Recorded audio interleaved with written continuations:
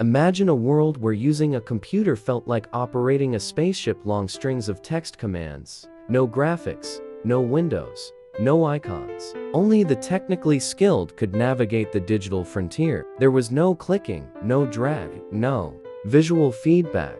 For the average person, computers were intimidating, cryptic machines locked behind a wall of complexity. Now imagine the moment that changed all of that.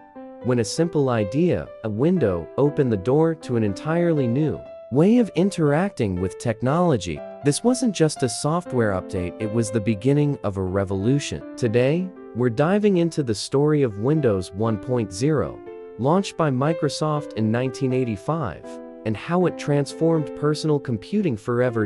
In the early 1980s, computers were no longer the exclusive domain of research labs or corporate giants. Personal computers were beginning to arrive in homes, schools, and small businesses. But there was a problem. They all relied on a command line interface, MS-DOS being the most prominent among them, requiring users to memorize and type commands just to open a file, copy a document, or launch a program. There were no menus, no visual structure, just a blinking cursor on a black screen. As demand for personal computers exploded, it became clear people didn't just want access to computers, they wanted to use them easily, naturally. This need led to a technological gold rush. And while Apple had already introduced the Macintosh with a graphic interface in 1984, its ecosystem was closed. Microsoft saw an opportunity to do something different, to create a graphical operating environment that could sit on top of DOS, accessible to a wide range of machines, not locked to proprietary hardware. At the center of this movement was a young Bill Gates. Still in his 20s, Gates had already founded Microsoft and envisioned a future where computing would become part of everyday life. He believed that the key to mass adoption was simplicity, a user-friendly interface that could empower non-technical users to harness the power of computing. That vision became Windows 1.0. Work on Windows began in 1983. Under the codename Interface Manager, the goal was to layer a graphic interface over MS-DOS, offering users a revolutionary new way to operate their systems using a mouse, a peripheral that was still unfamiliar to most people. The interface was built around the idea of windows, multiple frame spaces that could be opened, minimized, moved, and closed independently. It was bold, it was risky, and it wasn't perfect. After 2 years of development and delays, Windows 1.0 was officially launched on November 20, 1985. It allowed users to open multiple applications simultaneously within Windows. The screen was divided into colorful boxes. There were icons representing programs. There was a clock, a calendar, a simple text editor. Even a game reversey was included to help users get familiar with the mouse. It was clunky, it was slow, and yet it was revolutionary. Early reactions were mixed. Critics called it sluggish and confusing. Some software developers were skeptical of its future. But beneath the criticisms lay the seeds of something far more significant. For the first time, people could interact with the computer visually, clicking, dragging, selecting without ever typing a command. Let's pause for a moment to imagine the scene. It's 1985. You open Windows for the first time. The screen lights up with bright, digital blue. There's a menu bar at the top. You move your mouse and the pointer glides across the screen. You click on Paint, and suddenly you're drawing with pixels. No commands, no syntax, just a brush and a blank canvas. For many, this was nothing short of magical. Behind the scenes, the development of Windows involved strategic decisions that would shape the future of Microsoft. Gates ensured that Windows was compatible with hardware from a wide array of manufacturers. This meant that, unlike Apple, Windows wasn't tied to one brand, it could run on countless machines around the world. This flexibility would be crucial to its global adoption. But Microsoft didn't stop at the interface. They understood that for Windows to succeed, users needed tools. So they bundled in applications like Notepad, Calculator, and a rudimentary word processor. They partnered with companies to develop software that would run within Windows. And they promoted it not as a replacement for DOS, but as a layer of convenience, an upgrade in experience. In many ways, Windows 1.0 was less about perfection and more about planting a flag. It was a bold statement: this is the future, and despite its early limitations, that future began to unfold. As the years passed, the seeds planted by Windows 1.0 began to grow. Microsoft took the feedback, refined the product, and kept building. Each version brought new features, better performance, and more polish. Windows 2.0 introduced overlapping windows. Windows 3.0 improved speed and graphics. Then came Windows 95, a milestone that changed everything, introducing the iconic Start button, the taskbar, and full plug-and-play support.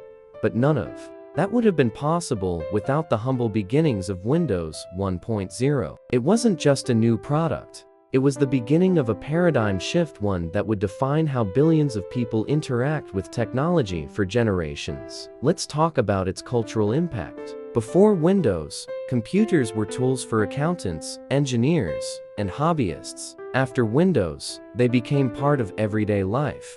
Families began to use PCs for managing household budgets, writing letters, playing games. Schools began introducing computer labs, teaching children how to point and click before they could even spell. Windows helped bridge the gap between the complex world of computing and the average user. In the workplace, Windows transformed productivity. Companies moved from typewriters and filing cabinets to digital word processors and spreadsheets. The workplace dynamic changed. Files were now saved in folders. Tasks were completed faster. Collaboration became digital. The desktop metaphor complete. With trash bins, icons, and file folders became second nature to a generation.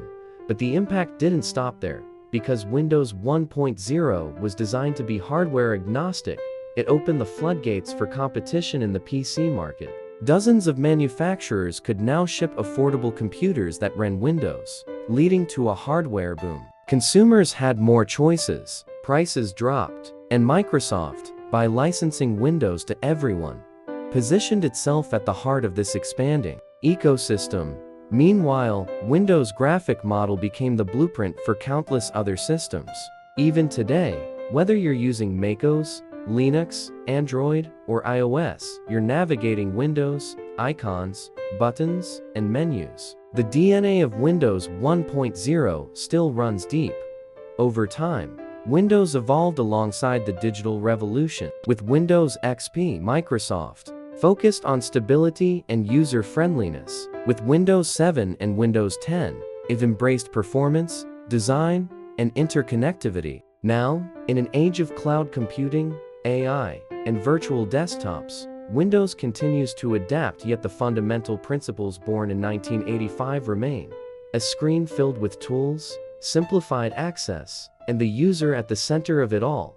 And what about Microsoft itself? The launch of Windows was the turning point that propelled Microsoft from a successful software company into a global tech empire. The dominance of Windows brought about the rise of Microsoft Office, Internet Explorer, and eventually Azure cloud services. Bill Gates, who once dreamed of putting a PC on every desk, saw that vision come true, powered by the simplicity and accessibility that Windows 1.0 first dared to offer.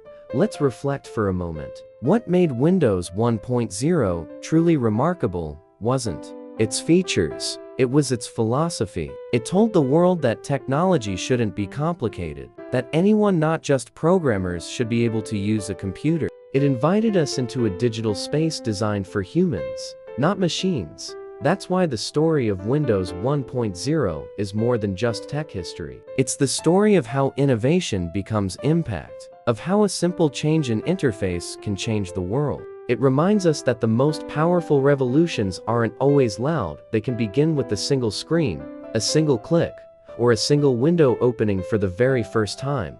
Today, we live in a world where digital interfaces are everywhere, from the smartwatch on your wrist to the touchscreen in your car. But in many ways, it all started back in 1985, with the launch of a simple product that dared to make computing a little more human. So the next time you open your computer and navigate through windows, menus, or folders, remember, that experience, that simplicity, that language of interaction was pioneered by Windows 1.0, and it changed everything. The next time you open your computer and navigate through Windows, menus, or folders, remember, that experience, that simplicity, that language of interaction was pioneered by Windows 1.0, and it changed everything. If this journey through the digital past inspired you, don't forget to give this video a thumbs up and subscribe to the channel. That way, you'll help us bring more fascinating stories like this to life, and you won't miss any of our future episodes. Thank you for watching, and until next time, keep exploring the history behind the screen.